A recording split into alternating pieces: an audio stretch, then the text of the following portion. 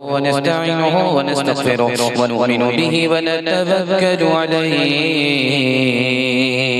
ونعوذ بالله من شرور أنفسنا ومن سيئات أعمالنا من يهده الله فلا مضل له ومن يضلل فلا هادي له ونشهد أن لا إلا الله وحده لا شريك له ونشهد أن سيدنا ونبينا وحبيبنا وشفيعنا وسندنا وإمامنا ومولانا محمدا عبده ورسوله صلى الله عليه وعلى آله وصحبه وبارك وسلم تسليما كثيرا أما بعد فأعوذ بالله من الشيطان الرجيم بسم الله الرحمن الرحيم ربنا وابعث فيهم رسولا منهم يتلو عليهم آياتك ويزكيهم ويعلمهم الكتاب والحكمة صدق الله مولانا العظيم وقال النبي صلى الله عليه وسلم أنا آخر الأنبياء وأنتم آخر الأمم أو كما قال عليه الصلاة والسلام سبحان الله وبحمده سبحان الله العظيم وبحمده يستغفر الله صلى الله على سيدنا محمد صلى الله عليه وسلم اللهم صل على سيدنا محمد يا رب صل عليه وسلم जिस जिस जगह पे प्यारे नबी का कलाम हो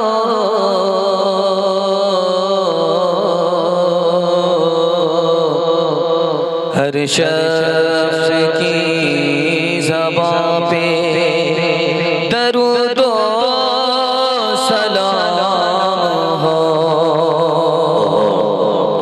या रब हर एक रोज़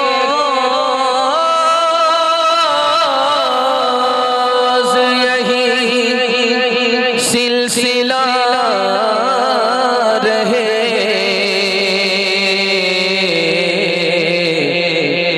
मक्के में सुबह हो तो मदीने में शाम हो महफिल ज़िक्र नबी का मंज़र कैसा लगता है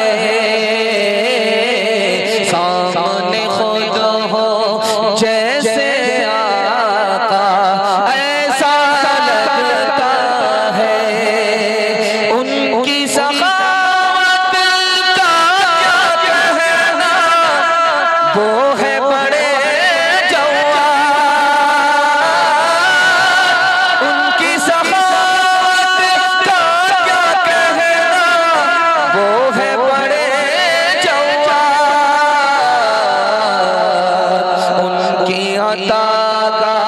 एक कतरा भी दरिया लगता है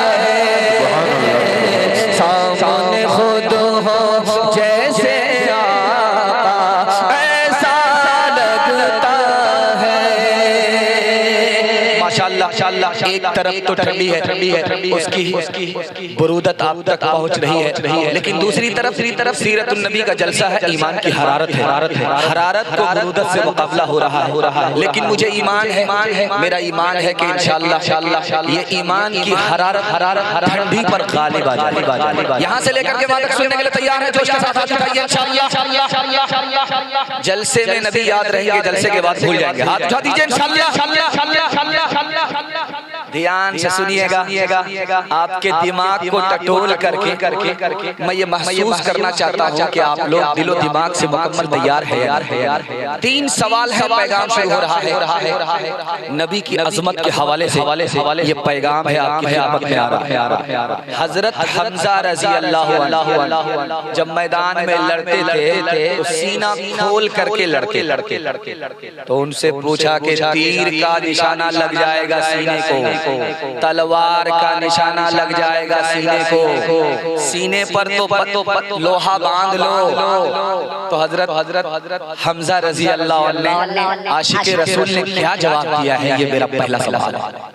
दूसरा सवाल है, चूल्हा जल रहा था, दस्तरखान को सीधा चूल्हे में डाल दिया गया, लेकिन जलकर दस्तरखान राख नहीं हुआ, सलामत वापिस आ गया। पूछा गया कि ये करामत है, तो सहाबी रसूल आशिक रसूल ने कहा ये मौजिज़ा है। ये कैसा मौजिज़ा था कि चूल्हे में दस्तरखान गया, जलकर राख नहीं हुआ, जिंदा सलामत आ गया। ये मेरा दूसरा सवाल है। तीसरा और आखिरी सवाल है, ख्वाब में किसी ने देखा कि नबी का उम्मती सामने है और नबी नमाज में पीछे हैं, इसका क्या मतलब, ख्वाब की ताबीर क्या थी? ये आखिरी सवाल है। मोहब्बत में डूब करके सीरत के जलसे को सुनेंगे, हाथ उठा दीजिए इंशाअल्लाह। बहुत खूबसूरत सामईन, हौसले से बड़े और पिंडाल में छोटे, और दुआ करता हूँ अल्लाह आसमान से कबूलियत के फैसले फरमाए। 3 सवाल है, पैगाम शुरू हो रहा है। हजरत हमजा रजी अल्लाह मैदान में आते थे, सीना खोल करके लड़ते थे। पूछा गया कि आपको मौत का डर नहीं है? तीर का निशान लग सकता है, तलवार का जख्म लग सकता है, आप सीने को बांध करके क्यों नहीं लड़ते? तो कहने लगे कि जब नबी पर ईमान नहीं था तो मौत से डरता था, जब से नबी पर ईमान लाया हूं मौत मुझसे डरती है, मैं मौत से नहीं डरता। दस्तरखान गया चूल्हे में, जलकर राख नहीं हुआ। मेहमान ने पूछा कि भाई ये करामत है? का ये करामत नहीं है, मौजिज़ा है।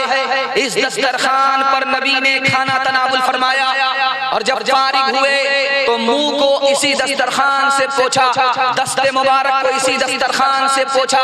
उसी की बरकत है कि चूल्हे में दस्तरखान जाकर के भी सलामत आया, जलकर राख नहीं हुआ। ये करामत नहीं है, ये मौजिज़ा है।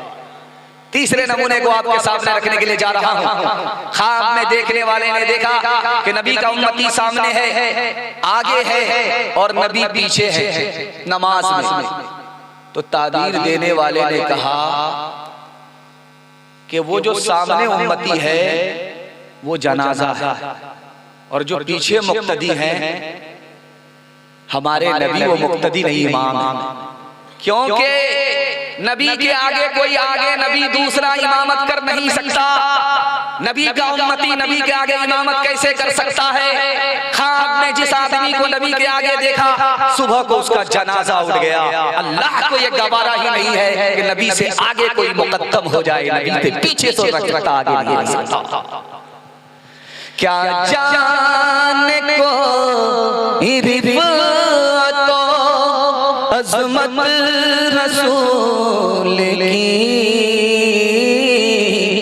अल्लाह खुद ही करता है मिदहत रसूल की, अल्लाह खुद ही करता है मिदहत रसूल की। बातिल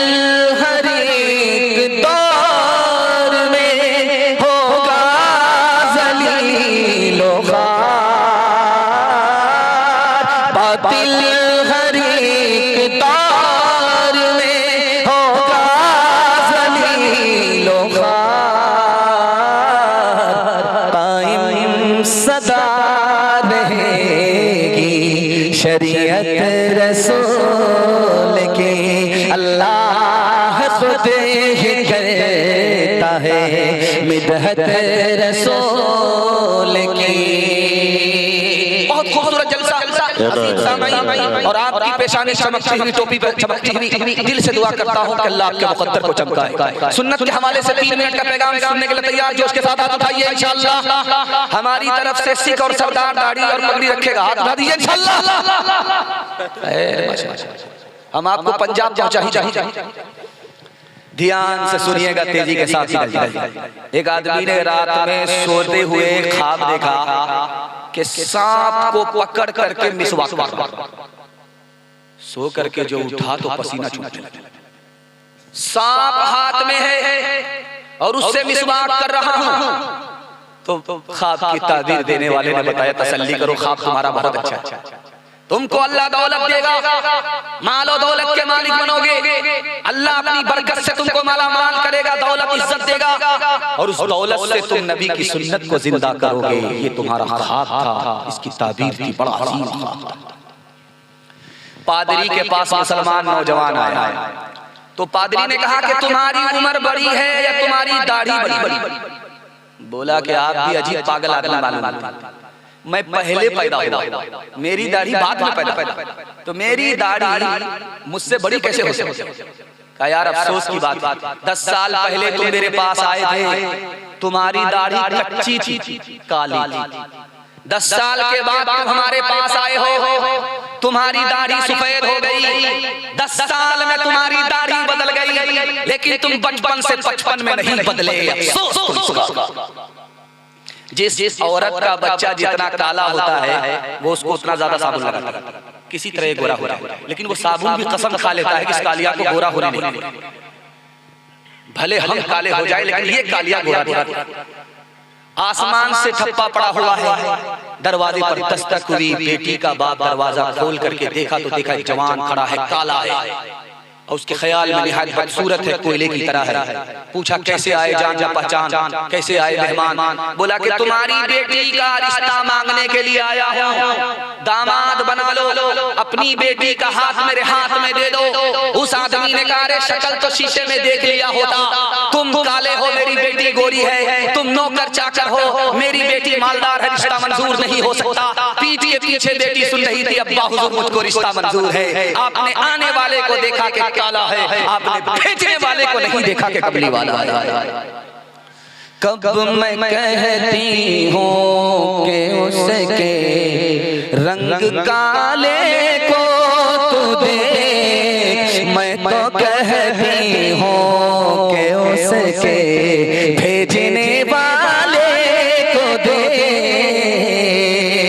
मैंने माना है वो काला, हुस्न में भी मांद है, भेजने वाला तो लेकिन चौदहवीं का चांद है। तेरी बेटी उसके काले रंग पे मसरूर है, तेरी बेटी उसके काले रंग पे मसरूर है, तेरी बेटी उसके काले रंग पे मसरूर है। काली कमली वाले की मर्जी मुझे मंजूर है। हाथ उठाइए, वादा कीजिए शादी करेंगे नबी की सुन्नत के मुताबिक। हाथ उठा दिया इंशाअल्लाह। अच्छा, इसमें वो लोग भी हाथ उठाएं जिनकी शादी हो वो डबल और ट्रिपल के चक्कर में। और अगर चैनल वाले ने दिखा दिया, एमटी मीडिया बैठे हुए, अगर इन्होंने दिखा दिया तो बीवी खाना दाना सब बंद कर देगी। ध्यान से सुनिएगा, तीसरा पैगाम खुदा की अज़मत के हवाले से सुना रहा हूं।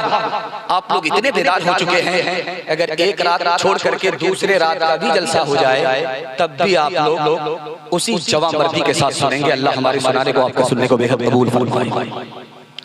हजरत आयशा रज़ी अल्लाह अन्हा सोना और चांदी के सिक्के को कपड़े की तरह धो रही थी। अल्लाह के रसूल ने पूछा, है आयशा ये कपड़ा नहीं है, ये सोना चांदी का सिक्का है, कपड़े की तरह इसको साफ क्यों कर रही हो?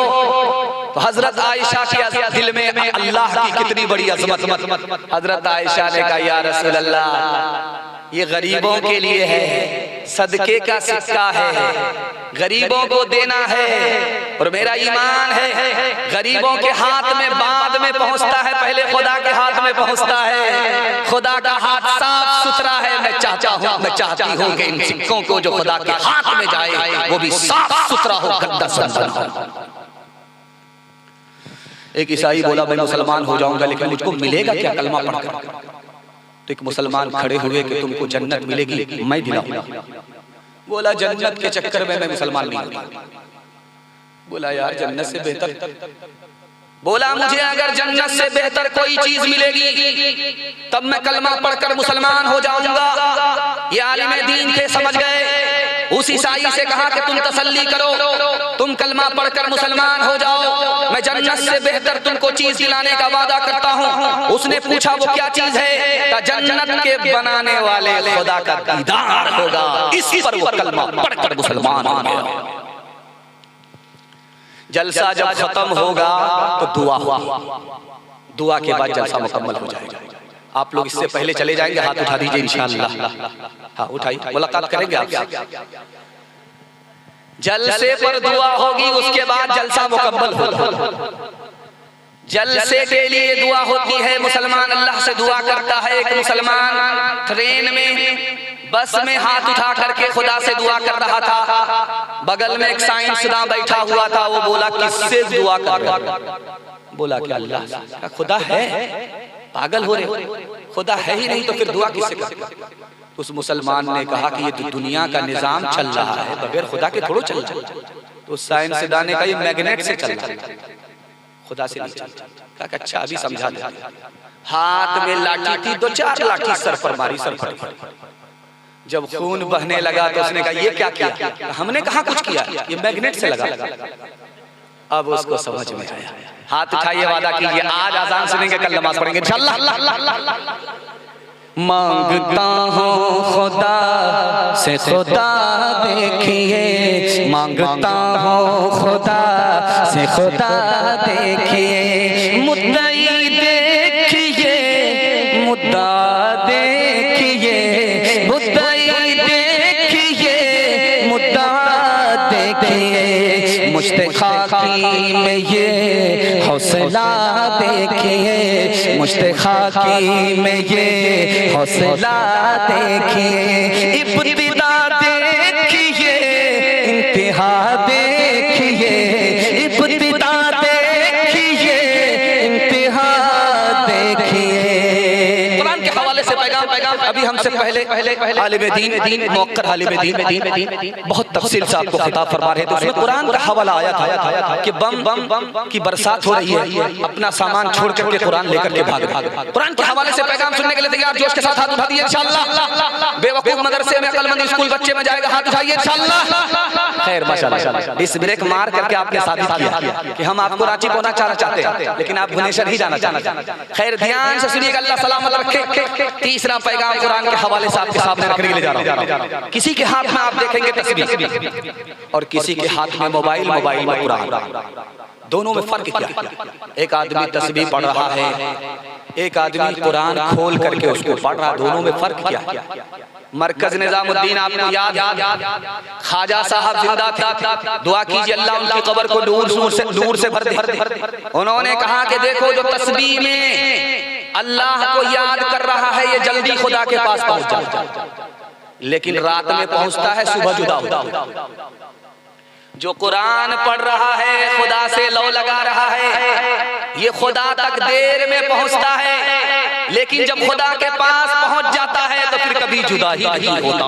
तस्बीह में, तिलावत में यही फर्क है। पूरी दुनिया आग से भर जाएगी, लेकिन आग से बचेंगे लोग कैसे? इब्ने अरबी रहमतुल्लाह अलैह ने लिखा कि अल्लाह ऊपर से रस्सी डाले, जो रस्सी को पकड़ लेगा वो ऊपर खींच लिया जाएगा, जो रस्सी को पकड़ नहीं सका वो आग से निकल नहीं पाएगा। तो इब्ने अरबी से पूछा कि वो रस्सी कहां से आएगी, कौन डालेगा? तो कहा वो खुदा डालेगा। पूरी दुनिया आग से भरी हुई होगी, आग से नजात पाने के लिए ऊपर से रस्सी आएगी, जिसने उसको थाम लिया वो ऊपर चला गया, नजात पा गया। पूछा गया वो रस्सी क्या है? अब वो कुरान है, कुरान को पकड़ लो, अल्लाह यहाँ की भी आफत से बचा लेगा, वहां की आफत से बचा लेगा। तीसरे नमूने को आपकी खिदमत में रखने के लिए जा रहा हूं, बहुत ध्यान से सुनिए। कभी कभी आप देखेंगे कि मकान में लोग जब सोते हैं तो ताक जो है वो पैर की तरफ होता है, ताक जो है वो पैर की तरफ होता है।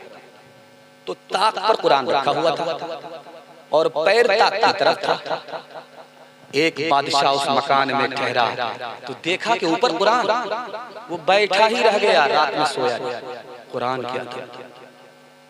दूसरा बादशाह आया, उसको पता नहीं चला, वो सो गया। जब सो करके उठा तो देखा कि यार पैर की तरफ कुरान आ गया। अब उसको खाना पीना कुछ भी अच्छा नहीं लगता था, रोता रहता था। रात में इसको बशारत हुई, रात में उसको बशारत हुई। एक को बशारत हुई कि अल्लाह ने तुम्हें माफ कर दिया, वो कोई और बादशाह नहीं था, ख्वाजा मोइनुद्दीन चिश्ती रहमतुल्लाह अलैह लिखते हैं वो महमूद गजनवी था। रात भर कुरान के एहतराम में जागता रहा, लेकिन कुरान की तरफ पैर करके सोया नहीं। इस एहतराम में अल्लाह ने मग़फ़िरत के फैसले फरमाए। और दूसरा बादशाह जो सो गया उसको पता नहीं चला, बाद में सो करके उठा, पता चला, रोने लगा। उसको बशारत हुई, वो कौन था? उस्मान गाजी था। अल्लाह की तरफ से बशारत हुई कि तुमने कुरान की इज्जत की, कुरान के इज्जत के सदक़े में हम तुमको भी बादशाह बनाते हैं, तुम्हारी औलाद को भी बादशाह बनाते हैं। इमाम साहब मस्जिद में आए नमाज पढ़ाने के लिए, तो सूरह फातिहा के बाद भूल गए। अब बार बार औज़ बिल्लाहि मिनश शैतानिर रजीम, औज़ बिल्लाहि मिनश शैतानिर रजीम, औज़ बिल्लाहि मिनश शैतानिर रजीम। पीछे एक चला मुक्तदी था, वो समझ गया कि इमाम साहब आगे भूल गए। बार बार औज़ बिल्लाह पढ़ने के बाद भी याद नहीं आया। वो पीछे से बोला, इमाम साहब शैतान का कसूर नहीं है, कसूर आपका है कि आपको आगे याद नहीं। हाथ उठाइए, वादा कीजिए अपने बच्चे को डॉक्टर, प्रोफेसर, इंजीनियर बाद में बनाएं, पहले कुरान की तालीम देकर के मुसलमान बनाएं। हाथ उठाइए इंशाअल्लाह। नौकरी नहीं तो तालीम नहीं, हाथ उठाइए इंशाअल्लाह।